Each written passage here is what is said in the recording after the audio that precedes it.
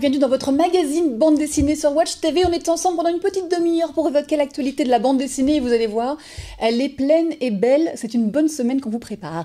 Je suis évidemment accompagnée de Nicolas Adolphi. Bonjour Nicolas. Bonjour Emmanuel. Bienvenue à vous aussi. Bienvenue aussi à Laurent Genati qui est derrière sa vitre qui est coincé loin, mais on est tellement content de l'accueillir aussi, notre partenaire BD Geste. Bonsoir Laurent. Bonjour Emma. Bonjour Laurent. Vous avez prévu tout à l'heure de nous parler de votre coup de cœur, c'est votre rubrique, ce sera donc un peu plus tard dans l'émission. Avant, on ira faire un tour à Giverny parce qu'on a eu la chance de rencontrer deux auteurs qui ont publié une bande dessinée, une biographie de Monet. Et donc on est allé sur les traces de Claude Monet dans sa maison pour aller voir ce bel endroit. Donc vraiment, on était totalement émerveillés, on a hâte de partager ça avec vous. Mais on va démarrer cette émission avec notre invité, il s'appelle Carlos Potorno. Bonsoir Carlos. Bonsoir. Vous êtes notre invité, vous êtes, alors exceptionnellement, c'est pas un dessinateur qu'on a reçu aujourd'hui, mais un photographe. Ouais. Parce que vous venez de publier avec Guillermo Abril un très très beau livre, un documentaire en fait en bande dessinée, un reportage. Vous êtes allé sur les routes pour rencontrer les migrants, pour rencontrer un petit peu ce qui se passe dans l'Europe actuellement. C'est un livre choc. Moi j'étais extrêmement bluffée, admirative de votre travail. J'ai appris énormément de choses et donc évidemment on avait envie de vous recevoir pour en parler avec notre invité en plateau aujourd'hui et merci d'avoir accepté cette invitation. Mais bien sûr, je vous remercie de m'avoir appelé. Donc on est parti, un petit jingle et on enchaîne. Merci beaucoup.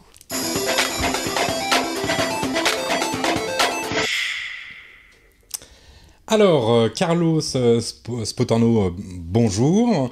On a le plaisir de vous rencontrer. Vous êtes pour nous, un invité différent de ce dont on a l'habitude, puisque vous n'êtes pas auteur de bande dessinée à l'origine, enfin maintenant vous l'êtes devenu. Vous êtes donc photographe. La première question que j'ai à vous poser, d'ailleurs, vous êtes photographe reporter, vous êtes journaliste à l'origine ou vous êtes un artiste photographe ? Je sais pas. Aujourd'hui, maintenant, je suis plutôt un photographe documentaire, peut-être un peu journaliste. J'ai fait d'autres choses avant, j'ai fait tout genre de photos. Mais Oui. les dernières années, les dernières 6, 7 ans, j'ai fait presque que du journalisme. Vous avez effectivement un certain nombre de publications déjà à votre actif. Je vois Will's Management, The Peaks. Ouais. Alors, en espagnol, je suis désolé pour mon accent. Todas Direcciones. Oui. Ça va, je l'ai bien prononcé. Pas mal, ouais. China Western, Philosophia Naturalis, que vous avez vous-même autopublié, c'est ça ? Oui, oui. Etc. Donc, on voit d'ailleurs là un ensemble de votre travail. Vous avez tout trouvé. Et évidemment. Qui a plusieurs fois été primé, c'est un photographe remarqué et remarquable. Un peu. Oui, non, mais... Dans le niche, oui. Mais modeste, manifestement. Et alors, il s'avère que pour le journal espagnol El País Semanal, vous êtes parti en compagnie de Guillermo Abril, qui est journaliste. Vous êtes parti fin 2013 sur une demande de la rédactrice en chef. Vous êtes parti aux confins de l'Europe, sur toutes les frontières européennes. Pourquoi est-ce que vous êtes... C'était quoi ce projet ? C'était quoi le projet à l'origine ? À l'origine, c'était tout simplement une demande de la rédactrice chef d'El País Semanal de faire une histoire à propos des frontières extérieures de l'Union européenne. Oui. Alors, on s'est concentré dans le sud parce que c'était là où se passaient les choses, surtout par rapport aux migrations. Soit à Melilla, cette ville espagnole dans le territoire africain, oui. À la Méditerranée, avec les bateaux qui arrivaient de la Libye, et puis à la frontière entre la Turquie, la Bulgarie et la Grèce. D'accord. Alors à cette époque, 2014, c'était là où se passaient les choses. C'est pour ça qu'on nous a demandé de faire cette histoire. Pardon, 2013, on démarre en 2013, on est avant... En 2013, on nous demande de le faire. On commence à travailler et à écrire des emails, à préparer, et le premier voyage se passe en 2014 déjà. D'accord. Mais l'objectif, c'était bien d'aller voir ce qui se passait avec, on va dire, les migrations de peuples dues aux divers événements, finalement hors de nos frontières, hors des frontières européennes, je veux dire. C'est vrai que les migrations, ça a été la raison pour laquelle on a démarré. Mais en vérité, le sujet, c'est l'Europe elle-même et comment l'Europe réagit Et aussi, qu'est-ce qui se passe exactement aux frontières? Quand on pense à l'Europe, on pense à un monde sans frontières, quand en vérité, les frontières extérieures de l'Europe sont très fortement contrôlées, quoi. Il y a pas mal de contrôle policier. Bien sûr. L'ensemble du reportage, si on peut appeler ça comme ça, du projet, a duré combien de temps? Vous êtes resté combien de temps hors de chez vous, finalement? En tout, pas tellement, 50 jours, je crois. On a fait des petits voyages de 1 semaine à chaque fois, et en tout, je crois qu'on n'a pas fait plus de 50 jours, hors de chez nous. Après ça, le travail a été beaucoup plus long. Beaucoup plus long. Vous êtes revenu avec plus de 25 000 photos, 25 000 prises, une quinzaine de carnets de notes. Oui. Est-ce que c'était prévu à l'origine de faire de la bande dessinée? Et finalement, pourquoi avoir utilisé ce support-là? Pourquoi avoir choisi la bande dessinée? Oui, voilà. Pourquoi? C'est la grande question. C'est la grande question. Absolument, oui. Alors, il faut d'abord expliquer que non, à l'origine, j'avais aucune idée de faire une bande dessinée. Le but, c'était d'abord de faire le reportage pour le journal. Bien sûr. Après ça, j'ai eu l'idée, je ferai un livre avec tout ça. Un livre photo, comme vous savez, j'en ai fait d'autres. Oui. Et alors, je me suis dit, je ferai un livre avec ça. Et quand j'ai commencé à dessiner le livre ou à le penser, je me suis rendu compte que probablement j'aurais fait un livre qui serait bien fait, une bonne qualité, mais probablement on n'arriverait pas très loin. Parce que le livre photo, en vérité, n'arrive toujours pas trop loin. D'accord. C'est comme ça, c'est un petit marché, c'est un très petit marché. Et j'ai eu l'impression que mon public, je le connaissais déjà. À peu près 4000 personnes dans le monde. Et ça ne me paraissait pas trop bien. D'accord. Pas assez. Pour une histoire que je voulais raconter, que je trouvais importante. D'accord. Il y a des livres de reportages photos, avec photos et commentaires. Mais là, c'est vrai que vous apportez une dimension tout à fait particulière, puisque vous créez une dimension de récit de vos aventures, finalement, à travers l'Europe. Alors, évidemment, c'est un ouvrage, Emmanuel le disait, choc. C'est un ouvrage extrêmement sensible, qui montre divers réalité dont on n'est pas nécessairement conscient, nous, dans notre confort du quotidien, c'est-à-dire loin de ces frontières un petit peu dangereuses. C'est un livre qui est difficilement racontable parce que c'est un témoignage. On entend déjà parler à travers les actualités de tous ces événements-là. Là, vous apportez une dimension supplémentaire. La photo, en plus, témoigne plus que n'importe quel autre. C'est-à-dire que vous y étiez vraiment. C'est-à-dire que les événements dont on a effectivement parlé, ou entendu parler dans les informations ces dernières années, quand tout à coup on les voit ici, là vous étiez. Vous êtes allé, notamment, d'ailleurs, citons l'image qui est sur la couverture, c'est une image, vous êtes allé avec une équipe italienne à ce moment-là pour aller chercher des rescapés en pleine mer, des rescapés de Libye. Tu as dit, ils étaient plus de 200 sur le bateau, il y a plusieurs nationalités qui sont représentées, mais c'est vraiment au cœur de l'histoire, au moment juste après Lampedusa. Enfin, voilà, on est dans une actualité forte. Oui. Et moi, ça m'est vraiment revenu en boomerang. Tout d'un coup, j'ai mis des images sur tous ces faits dont j'avais entendu parler sur ces dernières années. Et tout d'un coup, mais tout ça mis bout à bout, fait que c'est un livre extrêmement brutal quand on le reçoit, et en même temps essentiel. Je dis, mais ce livre-là, moi, je vais le garder dans ma bibliothèque pour toujours. Il faut absolument le lire, il faut l'avoir, il faut le garder. C'est un témoignage important que vous donnez ici. La chose qui se passe, c'est qu'en effet, on a beaucoup d'informations à propos des choses qui se passent en Europe, mais très fragmentées. On a maintenant une petite histoire aujourd'hui, demain une autre, mais on n'arrive pas à avoir une image d'ensemble de qu'est-ce qui se passe en Europe. On se rend compte qu'en Europe, il y a une crise d'identité très forte, il y a des fissures, il y a l'impression que l'Europe s'émiette, voilà. Mais on a pas une vision panoramique de ce qui se passe. Alors, ce que nous, on a essayé de faire, et c'est justement de ça, d'avoir d'une façon très facile, qu'on peut lire en une demi-heure, ou 1h30 peut-être. Le livre ? Oui. Ah non, ça se lit en plus que ça. Moi, j'ai pas chronométré. Mais bon, c'est vrai que moi, je l'ai lu tellement de fois, bien sûr. Sans compter la partie émotionnelle qui a tendance à bien prendre. Mais c'est-à-dire, ça peut se lire vite. En un après-midi, ça peut être lire, et on apprend. Tu l'as dit au début, tu as appris beaucoup de choses. C'est un livre pédagogique, en vérité, qui veut exactement montrer des choses que vraiment on ne connaît pas. Moi, je n'en connaissais rien. Qu'est-ce qui se passait aux Pays-Baltes ? Il y a 3 ans, oui, je sais que ça existe, mais c'est où exactement ? Qu'est-ce qui se passe ? qu'est-ce qui se passe chez eux, c'est quoi leurs problèmes. Alors, en Europe, on se retrouve à parler de l'Europe tout le temps, mais en vérité, on est unis, mais pas sentimentalement. On n'en sait rien de ce qui se passe un peu loin de chez nous. Vous parlez des Pays-Bas, il y a effectivement plusieurs voyages et plusieurs lieux. Vous allez, on va démarrer effectivement dans l'Europe du Sud, et puis on va aller jusqu'en Arctique. Voilà, la frontière russe, là-haut en Ukraine, où effectivement c'est la fin de l'Europe, c'est le début de la Russie, et là aussi, évidemment, c'est une frontière plus que disputée et compliquée. Oui, et c'était important d'introduire l'Ukraine dans le livre parce que c'est ce qui se passe en Ukraine, la guerre avec la Russie qui existe vraiment. C'est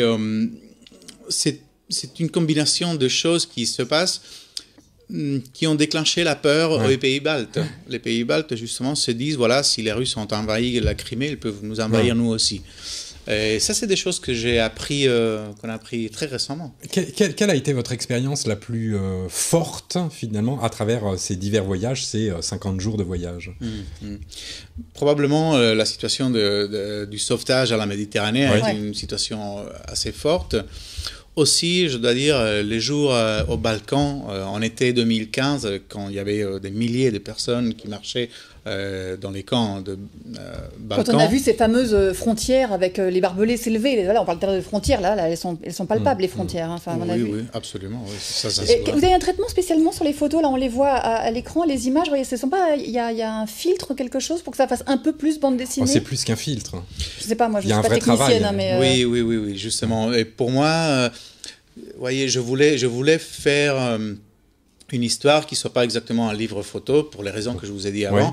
Et j'ai pensé aux romans graphiques de Guy Delisle, Pyongyang ou Persepolis, qui sont des romans graphiques qui parlent d'affaires politiques.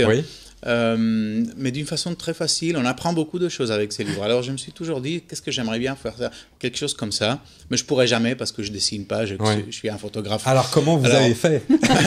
Voilà. Alors j'ai aussi connu le photographe de Mercier, Emmanuel Guibert. Voilà. Et là, bon, il mixe les dessins et les photos. Quand j'essayais de mettre que des photos, voilà, ça faisait un peu roman photo et j'aimais pas du tout. D'accord. Alors je voulais changer les photos, que ça soit pas un roman photo, que ça ressemble à un roman graphique. Et alors comment toucher les images de façon à ce que le lecteur se trouve devant un roman graphique au lieu de devant un roman photo? J'ai essayé d'abord avec des logiciels, tout simplement pour transformer les photos en dessin. Ça existe, ça marche, seulement ça n'a aucune âme, hein. Ça ne marche pas très bien en vérité. À la fin, ça fait des fausses illustrations. C'est ni des photos, ni des illustrations en vérité, ça ne me plaisait pas trop. Et par contre, c'était important pour moi de trouver une façon de toucher les images, que ça soit près de la photo, mais pas exactement photo.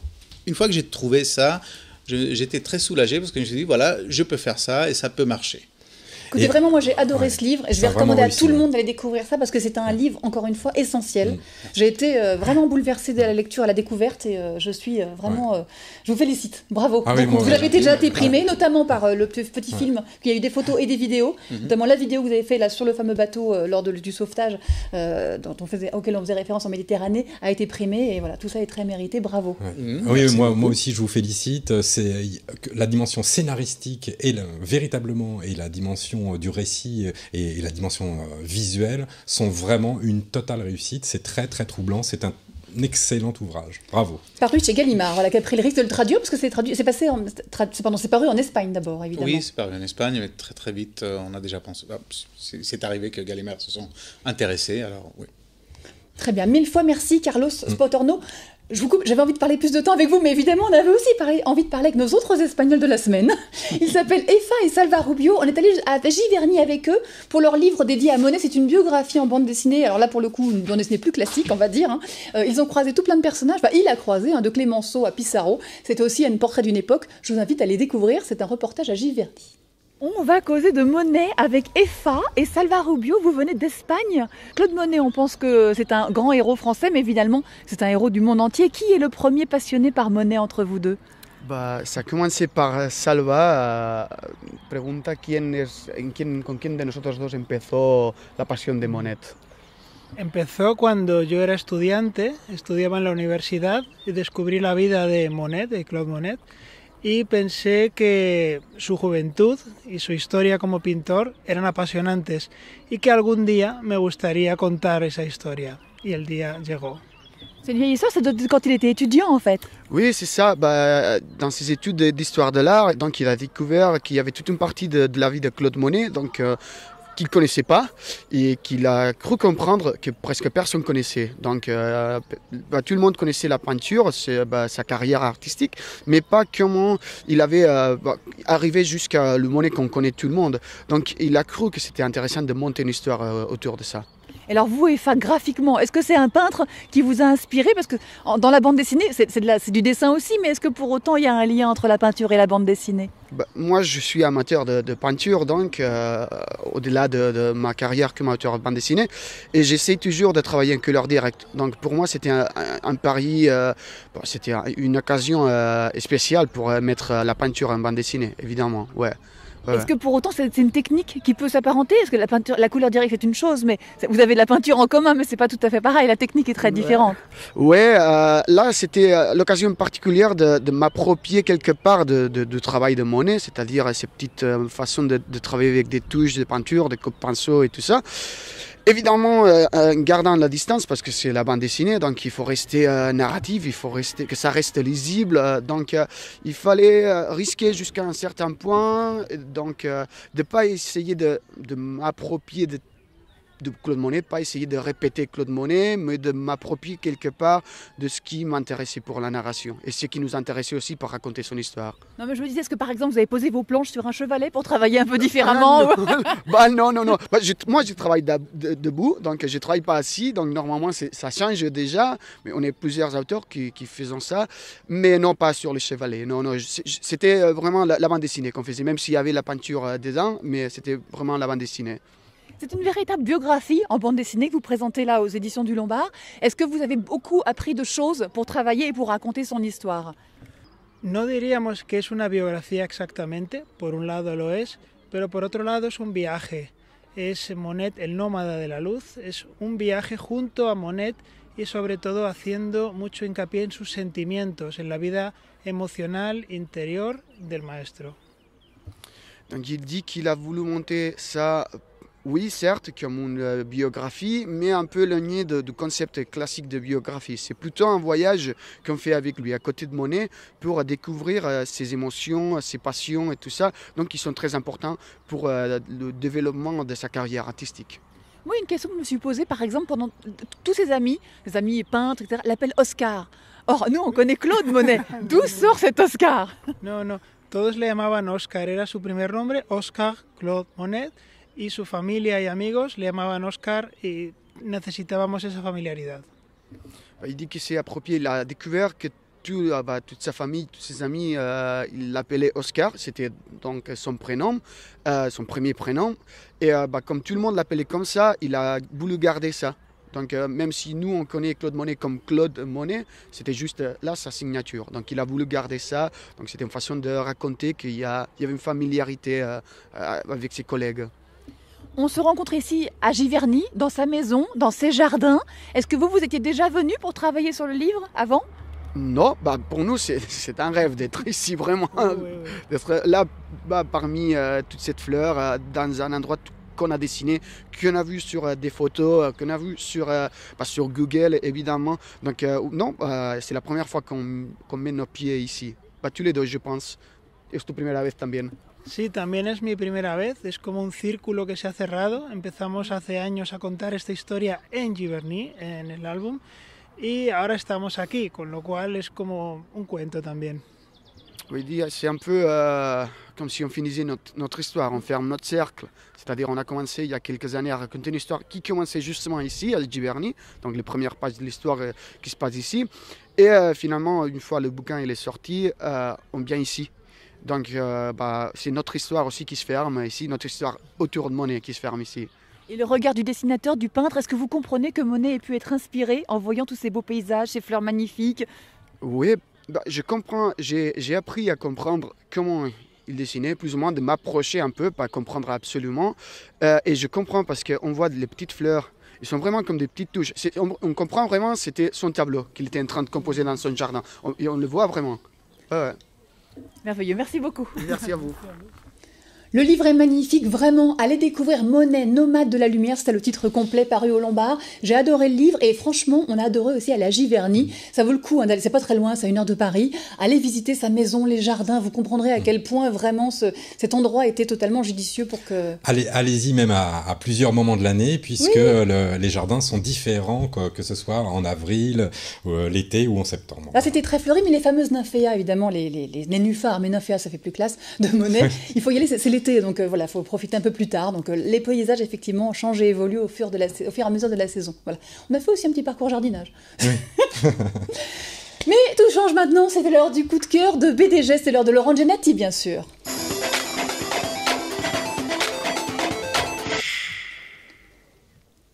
Laurent, quel est votre coup de cœur du jour ?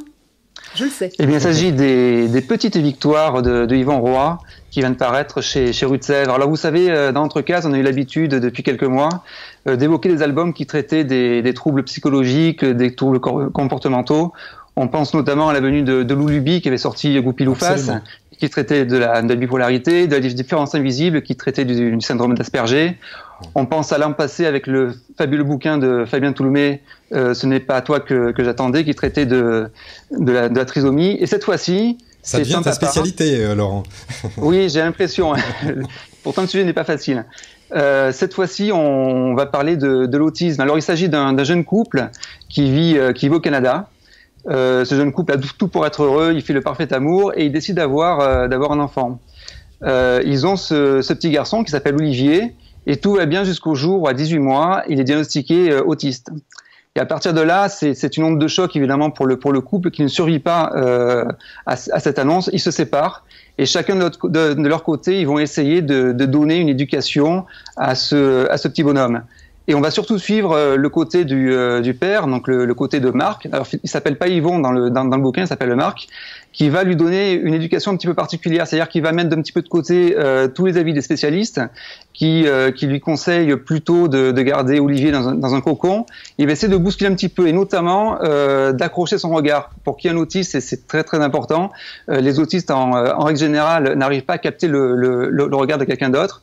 Et Marc, lui, va essayer de capter ce regard. Il y a tout un jeu, toute une évolution donc qui est faite de petites victoires, d'où le titre de l'album, qui va amener un petit peu le père et le fils à s'apprivoiser et à l'accompagner dans la vie et à essayer de lui donner une vie presque normale. Donc, il faut savoir que l'album a été accompagné par Régis Loisel, qui signe la postface, puisque Yvan Roy est canadien et que Régis Loisel vit aussi au Canada. Oui. Et Régis Loisel a vraiment été touché par l'histoire de ce papa. Il a accompagné donc l'album de l'origine jusqu'à sa parution donc chez Rue de Sèvres ces jours-ci. Un très très bel album et un très beau témoignage. En noir et blanc et gris. En noir et blanc, absolument. Ouais. Les petites victoires de Yvan Roy, c'était le coup de cœur BD Geste de Laurent Giannati. Merci Laurent, merci BD Geste. On enchaîne avec Nicolas. Quel album avez-vous choisi aujourd'hui ? Ça s'intitule La longue marche des éléphants. Voilà, ça s'intitule La longue marche des éléphants. C'est réalisé par Troups et Nicolas Dumonteil, donc des auteurs on ne peut plus célèbres du sud-ouest de la France. Ils ont l'un et l'autre eu la chance de faire une expérience assez étonnante au Laos. Il y a une équipe de spécialistes qui appartiennent à une organisation qui s'appelle le CCE, c'est-à-dire le Centre de conservation de l'éléphant, qui s'est installé au Laos. Le Laos, qui est connu pour être le pays des millions d'éléphants. En vérité, des éléphants, il y en avait 40 000 il y a moins d'un siècle au Laos, il y en a moins d'un millier aujourd'hui, et donc ce sont des animaux qui sont aujourd'hui extrêmement protégés. Et l'expérience qu'ont fait ces deux auteurs, c'est qu'ils ont été invités à un événement qu'organise le CCE, qui consiste à traverser le Laos avec toute une compagnie d'éléphants. Ils traversent le Laos de village en village, etc. Et ils ont demandé donc à Nicolas Dumonteil de les accompagner pendant toute la traversée du Laos. Lui va être témoin à travers une première partie de cet album et ses dessins de ce qu'il vit avec ses éléphants, mais avec tous les gens qui sont autour. les propriétaires des éléphants, qui sont souvent des paysans, qui sont d'ailleurs assez durs avec les éléphants, et puis donc le CCE. Et la seconde partie de l'album a été, elle, réalisée par Troops, qui arrive... donc le graphisme change, de fait. Le graphisme change, qui arrive au retour de toute cette parade à son point de départ, et Troops, lui, va assister au travail que fait cette organisation pour protéger les éléphants. Alors, ce qui est fabuleux, bon, hormis... je ne vais pas représenter le dessin de Dumonteil ou de Troops, qu'on connaît très bien, qui sont extraordinaires. Et, ils ont travaillé en noir et blanc l'un et l'autre, en racontant leur quotidien dans cette longue traversée. Ce qui est fabuleux, en fait, c'est qu'on apprend beaucoup de choses d'abord sur les éléphants. Et la première chose, moi, qui m'a beaucoup marqué, c'est pourquoi, c'est la grande question, pourquoi est-ce que les éléphants acceptent d'être soumis à l'homme, puisque l'éléphant, c'est un animal qui est plutôt fort, qui est plutôt instable. On dit d'un éléphant qu'on ne peut pas vraiment le dompter. Donc, il y a ce genre de questions qui sont mises en avant face à une race d'animaux qui est en train de disparaître et qui sont tous extrêmement attendrissants. Donc le récit, en fait, c'est un récit de témoignage de deux auteurs qui, l'un ne connaissait pas du tout le Laos, c'est Nicolas Dumonteil, alors que Troops y avait été quand il était plus jeune. Et l'un et l'autre, en fait, nous font découvrir ce qu'est d'abord la disparition de cet animal qui est fabuleux, et puis le travail donc du CCE, du Centre de conservation de l'éléphant, qui les ont invités gentiment au Laos. Voilà, très bel album à lire pour tous les âges, évidemment. Voilà. Vous êtes déjà allé au Laos, Carlos ? Pas au Laos, non. J'étais au Vietnam, mais pas au Laos. Ah bah voilà. La question surtout subsidiaire, c'était est-ce qu'il y a d'autres reportages actuellement sur lesquels vous travaillez, vous avez envie d'aller découvrir des pays, nous faire découvrir du coup, comme vous y allez à chaque fois, vous partagez ? Nous sommes en train de penser, mais c'est une pensée très dans le premier stage, nous sommes en train de penser à la guerre de la Syrie et l'Irak qui a commencé il y a 25 ans. Ouais. Heureusement, pourquoi ça n'arrête jamais ? Qu'est-ce qui se passe autour de ça ? Donc là, ça, vous n'êtes pas allé encore allé, ça me prend du temps de monter un reportage. D'abord, il faut penser quelle est l'histoire qu'on veut raconter. On est encore là. D'accord. Bon bah écoutez, en tout cas, nous, on va aller se replonger, si ce n'est pas encore fait. Allez découvrir La Fissure, donc avec Guillermo Abril qui a fait tous les textes, et vous, toutes les images, les photos. Voilà, vous êtes allé pendant 3 ans sur les routes, et c'est un recueil de toutes vos images qui étaient aujourd'hui présentées donc, chez Gallimard, un très beau livre, on l'a dit. Nous, évidemment, on se retrouvera dans 2 semaines. Alors, j'ai pas les livres ici, mais dans 2 semaines, en fait, on va vous emmener au Musée des Invalides, au Musée des Armées, pour aller tout savoir sur la Légion étrangère. Et puis... on va à Lyon aussi, mais ça, c'est la petite surprise du moment. Voilà, on va aller à boire et à manger, mais ça, on vous le garde pour la prochaine fois. La semaine prochaine, évidemment, vous retrouverez à Christophe comme pour un autre case, comme chaque jeudi à 20h. Merci à Laurent Genati pour ce beau duplex, comme d'habitude, grâce à BD Gestes et grâce à Benjamin Vincent qui a réalisé cette émission. Merci à Nicolas Adolphi de m'avoir accompagné. C'est un plaisir. C'est un plaisir partagé, n'est-ce pas ? Merci à Carlos et bravo d'être venu. Merci. Voilà, c'est un Espagnol qui parlait très bien français, on est très contents. Merci de votre fidélité. Vous n'hésitez pas à commenter tout sur Twitter, Entrecast TV, le hashtag Entrecast TV, on répond à tout. Sur Facebook, c'est pareil, vous vous inscrivez, on est ravis, on fait des petits commentaires, tout ça. À très bientôt, merci, au revoir. Au revoir.